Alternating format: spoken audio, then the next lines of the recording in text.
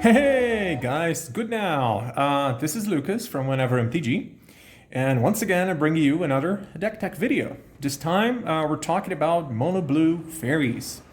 Before we begin, I would like to tell you that I live next to an avenue, so car noises. Sorry about that. Anyway, yeah, mono blue fairies. It's a deck that's been around for I don't know a decade. And it's always been part of the core of the Pauper format. It's always been around, but, it kind of fell off to tier 3 or 4 status, 6 months ago, maybe a year ago. I would say 6 months ago. With the ascent, with, a rising numbers of, let's say, natural predators. Those being, Urzov Blade or Boros Synthesizer or, variants of that deck like the Mardu version. But those decks have, fallen off. Guess why? John Glee, John Wildfire, and, many other Chrysalis deck. Chrysalis has, let's say, suppressed many decks in the format, which made Fairies, kind of rise again. It's once again going back to the top, I would say.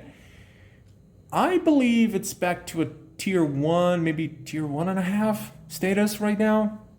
Because, it deals very well with the Jund Wildfire and Jund Glee. It doesn't suffer that much against other prevalent decks besides Grimp. I find that matchup to be very difficult. But yeah, anyway, let's go to the main deck and find out why this deck's so oppressive. So, here's the main deck. Let's talk about it.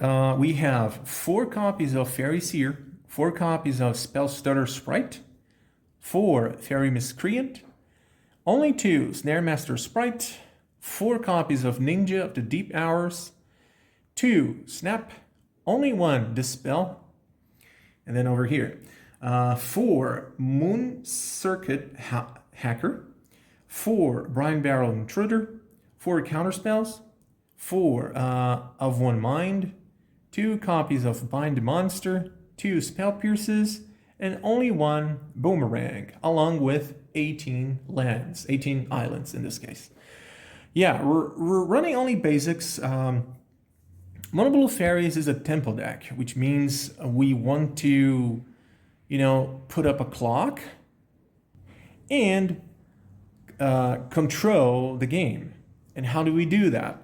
So we're gonna play our 1-drops, this, perhaps this one, and set up a board, set up some board presence. And then, make your opponent react to you. Or, make your opponent run into your trap. Your trap being stutters, counterspells, and other bounces and other counters alike. So usually, what you want to do is, like I said, set up a board. And save some mana for counterspells or interaction. So, let's say, when you have 3 mana, that's when the game really stalls. Because you're gonna, play maybe a creature per turn while holding up open mana to use to counter stuff with Spellstutter or Counterspell. And if your opponent doesn't do anything, you can start, bouncing back your fairies with your ninjas. We got 8 of them, which, with the ninjutsu ability, you can get your fairies back to your hand and play this, tapped and attacking. Therefore, you generate a lot of value. Think like this. You hold up open mana, they cast something, you counter with a Spellstutter. You come back to your turn, by attacking with the stutter and bouncing her back to your hand and playing a Ninja of the Deep Hours. So what just happened? You maintained board presence, you drew a card, and you got back a counterspell. How ridiculous is that? So let's say if you repeat that pattern, let's say twice or maybe 3 times in a game, it just seals the game. Like there's no chance your opponent's gonna come back into the game unless you just flood horribly. So yeah, Fairies is that elusive trickster and tempo deck that, you know, you're going to deceive your opponent, you're going to, let's say, provoke them and force them into making mistakes and, you know, just punishing them with your counterspells. So that's the main game plan. Of course, it changes according to what deck you're playing against, but usually, you know, it's going to be pretty much the same.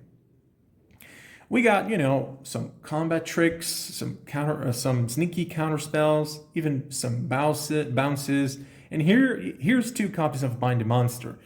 You know, sometimes we cannot deal with something that's been resolved. So what do? We either tap it for a turn, for 2 turns, or bind it. Yeah, you know, this is gonna tap the creature, it won't untap anymore. And well, it's gonna do you some damage, but that's okay. I mean, I'm happy to take 2 to 4 to even 6 damage to just counter a Chrysalis for good. Meaning, you know, it's gonna stay tapped for the rest of the game, because usually on game 1, no one packs enchantment removal. Besides, you know, White Winnie, but, you know. Anyway, I didn't cover my selection, so why am I playing these creatures and these spells? So, usually, if you take a look at the internet, you're gonna find that most of the mono blue fairy lists run these same creatures. Some other lists like to run 4 Snaremasters and another ninja. I keep forgetting its name. I'm gonna put it over here. This guy, yeah. Which allows you to bounce a creature upon combat damage. It's pretty neat. It's pretty good, but sometimes it backfires. You don't want to, you know, give your opponent back a Chrysalis, for instance, or you know, other creatures with ETBs. But yeah, the creatures are pretty straightforward. We got counterspells, we got scrying, draw, and some combat tricks. About the spells, 4 counterspells. We're playing blue, so, you know, pretty straightforward. 4 of one mind. Yeah, this deck has a perfect balance between non-humans and humans. See? So most of the time we're going to play this for 1, allowing us to draw 2 for 1 mana. That's a pretty good deal if you ask me. We have some bounce spells, 2 snap and 1 boomerang. You know, usually lists don't run boomerang, they just run 3 or 4 copies of snap, because most of the time you're going to be, you know, bouncing creatures anyway.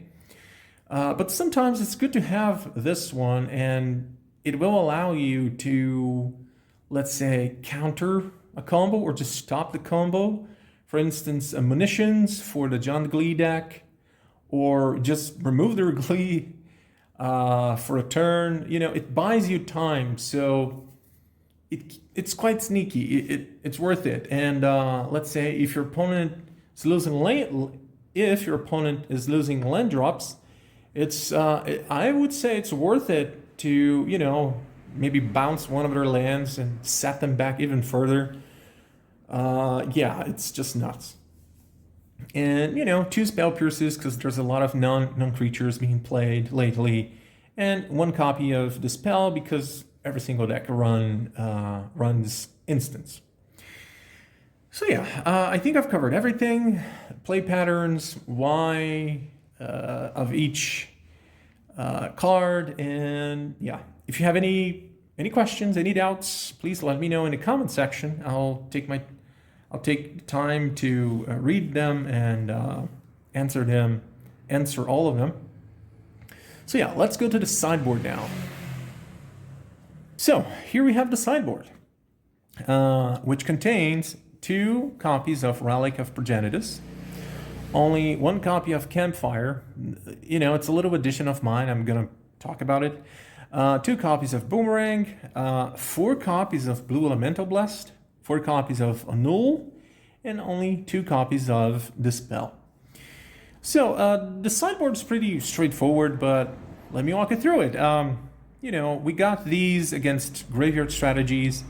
We got this one against Rakdos Madness and Mono Red Burn or Mono Red Kudotha. You know, most of the time you don't really need it, but I feel comfortable having one. Yeah, 2 boomerangs for additional bouncing capabilities.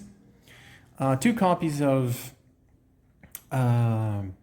Dispels, which is really great in the mirror match or against other control decks.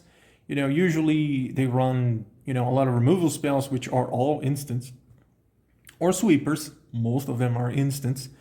So this is just nuts. It counters a lot of things that would give you nightmares. Besides that, we have 4 copies of Annul and 4 Blue Elemental Blasts. Yeah, it's no secret that Mono Red Kudotha is somewhat of a nightmare for Fairies. You know, if they play it right, they won't give you enough, let's say, space to counter their plays, which means if you're trying to cast a stutter to counter something, they can kill it in response, or try something else, or force you to play the stutter and then just wipe your board with something like End of Festivities. So, you know, we need to improve the quality of our cards by replacing, let's say, Dispels and Spell Pierces and Bind the Monster, which kind of sucks in this match, with Blue Elemental Blast. You know, it's a counterspell for red for just 1 mana, or destroy target red permanent. Look at that. Blue has a removal. Wow. So yeah, I'd say this is a must, so you can keep up to, you know, what red is doing. And, you know, go against those pesky Affinity or Jund Wildfire decks or Boggles, or yeah, you have no. This will counter artifacts and enchantments. And, you know, like I said, the spell or sometimes Spell Pierce might not do the trick for you against these decks. And Annul will do just fine. So yeah, I think I've covered everything. If you have any doubts or questions, please use the comment section for that. And yeah, let's talk about the good and bad matchups. So, good and bad matchups. Like I said before, Fairies kind of got back to the tier 1, maybe tier 1.5 status, because most of its predators are out of the scene or are, you know, a very small percentage of the current metagame. I will name them, but it's very unlikely for you to see them nowadays. Anyway, let's start with the good matchups. Yeah, on top of, you know, their predators being like kind of out of the scene, apparently most of the, not most, but some of the tier 1 decks right now, Jund Glee and Jund Wildfire, are actually good matchups for Mono Blue Fairies. Yeah, against those decks, we got pretty much all the tools we need in the main deck, but if that wasn't enough, we still have more tools in our sideboard. Against Jund Glee, you can pretty much ignore almost everything they're doing and just counter the Glee. Yeah, I mean, they're going to have a lizard, a 2/2 lizard. Yeah, big deal, whatever. You want to counter the Chrysalis. It's kind of hard to set up stutter for that, so you're going to need your counter spells. But, you know, most of the time it's ignorable, or at least you can bounce it. But I think most of the time I haven't had much trouble with Jund Glee. It's pretty straightforward. Just always hold up open mana and counter Glee. That's your main goal.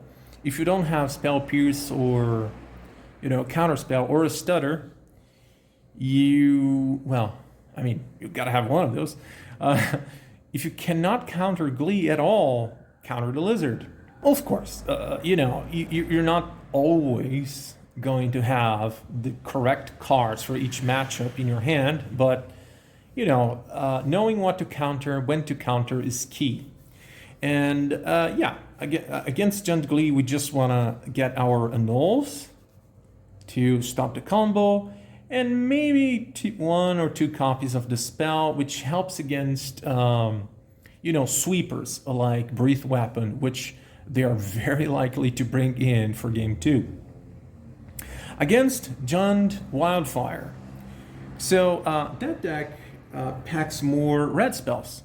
And you're very likely to see Wildfire, Breathe Weapon, what else? I think those are the main ones. So you're very likely to see those. So I think that Blue Elemental Blast is key in this matchup. Also, because most likely they're bringing in Red Elemental Blast, so you always have some backup. I would say that 4 copies of these, maybe 2 or 3 copies of Annul. If you counter their Ichor or Blood Fountains, they're gonna get so behind, it's very unlikely for them to recover. Most of the time they depend on Ichor to sacrifice something worthy. The combination Ichor plus Deadly Dispute usually nets you 4 cards in total, plus a treasure token. So if you counter Ichor, they're gonna have to sacrifice a land or a creature, which sometimes is just not optimal for them. I would say that, game 1 is a very good matchup for Fairies against those 2 decks. But, things can go sideways very fast if you don't know what to counter and when to counter. Another good matchup is Dredge, yes. It's kind of heartbreaking.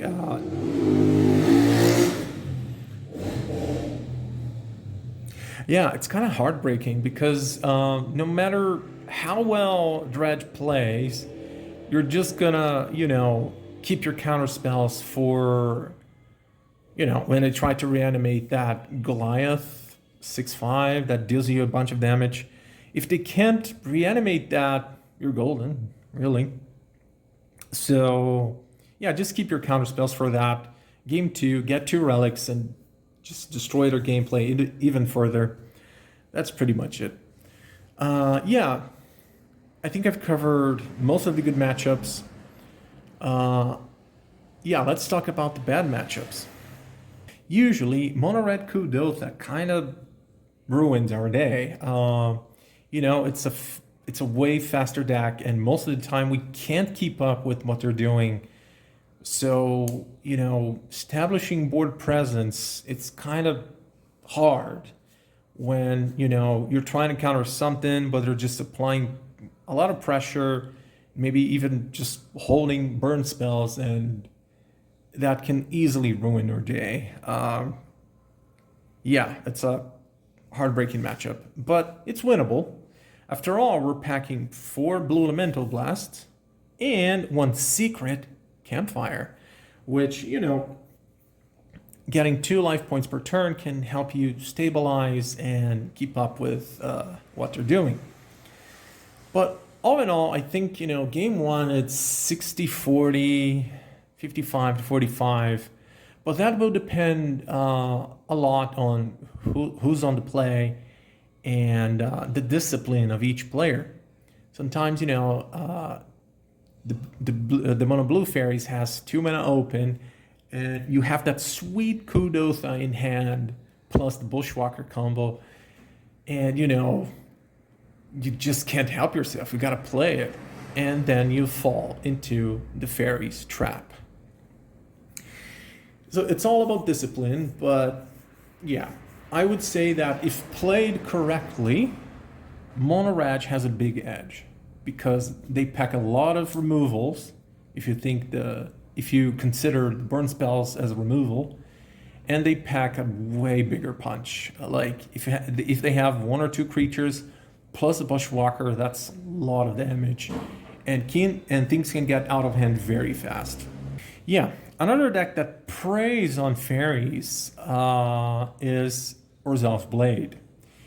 Orzhov Blade is a deck that kind of fell off the meta because, you know, Chrysalis is just heartbreaking for them. You know, when your opponent plays a Chrysalis and you have 1 or 2 Tithing Blades in your hand, it just sucks. So considering that most of the tier 1 decks, Jund Glee, Jund Wildfire, Gru Ramp, all those decks have Chrysalis. Therefore, it's very hard for you to try to play a value engine like Orzhov Blade. 1, Tithing Blade does nothing. The new green bauble doesn't kill anything. Maybe some refurbished familiars, but that's it. Or Eldrazi tokens, but that's just not ideal. And all your main creatures, Gleanhawk and Core Skyfishers, get easily blocked by Chrysalis. So yeah, that deck used to be a nightmare for fairies, but they kind of disappeared. I haven't seen many in my local game store. Anyway, so Orzhov Blade is a bad matchup, but for that we have a null. Just pack all 4 and pray for the best. Boros Synthesizer, which is a deck that heavily fell off the meta. Orzhov Blade is simply better, in my opinion. Boros Synthesizer is usually faster, but Orzhov Blade can endure a lot more and, you know, stabilize better, establish a board presence better. Anyway, so Orzhov Blade, Boros Synthesizer, and Mardu Synthesizer. So all of them have the same idea, kind of, but Mardu is very slow compared to the first 2. Therefore, you have a better chance against Mardu than you would playing against Orzhov Blade or Boros Synthesizer. But yeah, you're not very likely to see those decks, but in case you do, 4 copies of a no. Okay? Yeah, I think I've covered everything, but if you think I've missed anything, if you have any questions or doubts, please use the comment section for that. I hope you enjoyed the video, and I'll see you next time. Bye!